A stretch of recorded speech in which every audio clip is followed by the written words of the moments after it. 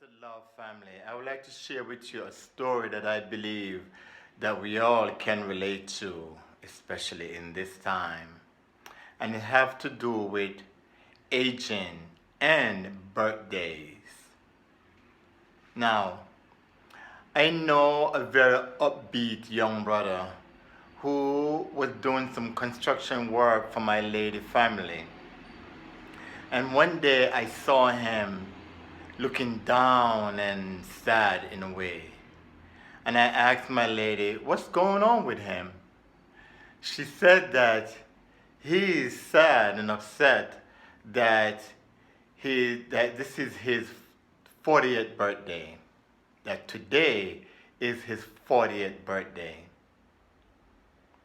So my lady decided that she would get a candle and make a cake and celebrate his birthday to show her respect, how much she really appreciates him. Now, this might sound a little weird, right? He's only 40 years old and he's sad about his age. Now, the way I look at it, this is a psychological disconnect from reality that we all over the planet are going through. And it is so devastated that we do whatever it takes to physically look young. Not feel young, but look young. Now, some years ago, I thought about this idea of birthday, and I decided that I would switch it around. Instead of celebrating my birthday, I celebrate my mother giving birth to me. Usually I would give her some flowers and she would tell her friends and they would find it humorous, like, wow, that's a sweet thing, you know? That's how they see it. The way I look at it, this woman allowed me to pass through her birthing chamber, through her vortex. Now, let me say something before you might think that this is silly.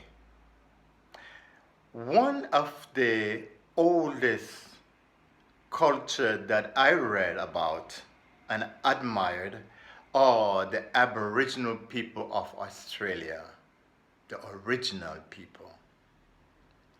I read a book that spoke of one of their timeline story that said that we are forever, we come from forever oneness, and we're here a spiritual being having a human experience.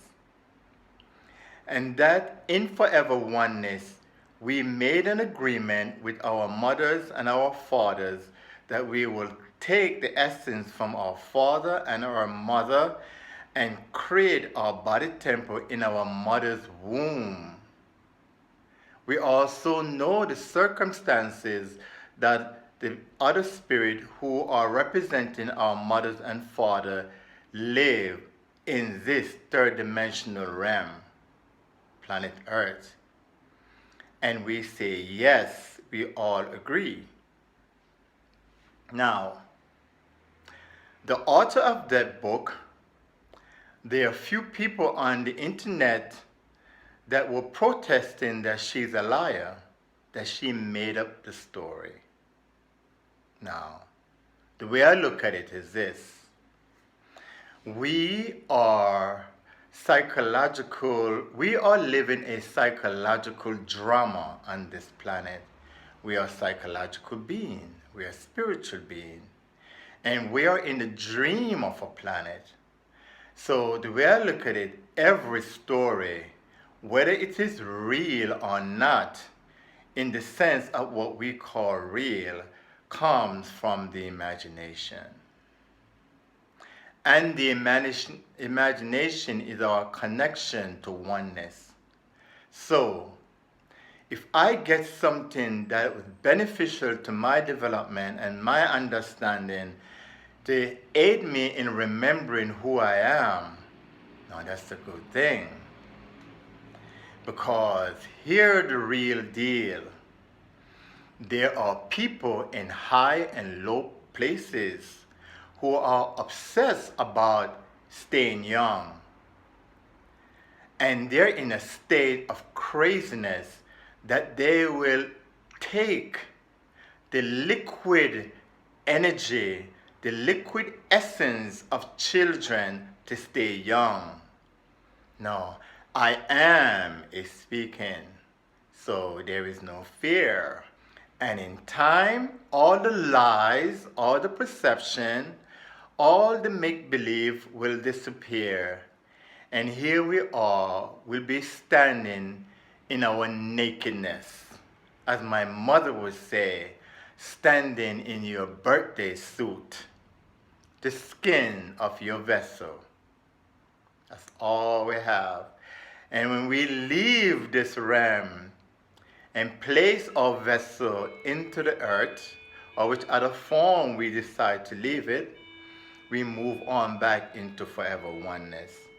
So I believe that it's our job to dig deep into our psyche, into our culture, into our religion, and eradicate all of the stories that no longer serve us, that are driving people to madness at not seeing the oneness in all.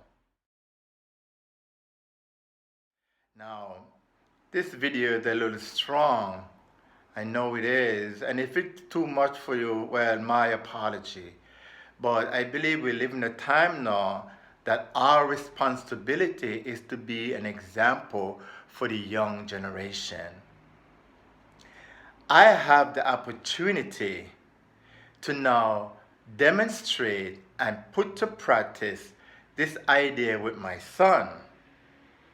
As he grew up, he will understand that his birthday is a miracle day, a day that he will learn to honor his mother and his father. Yours truly, to honor his mother, that agreement that was made in forever oneness, to help him to remember. Now imagine that brother that I mentioned earlier. Imagine if he and every one of us would thought that our mother's birthday is a miracle. Imagine that he was celebrating his mother's birthday every year, looking in her eyes and saying, "Mommy, thank you so much."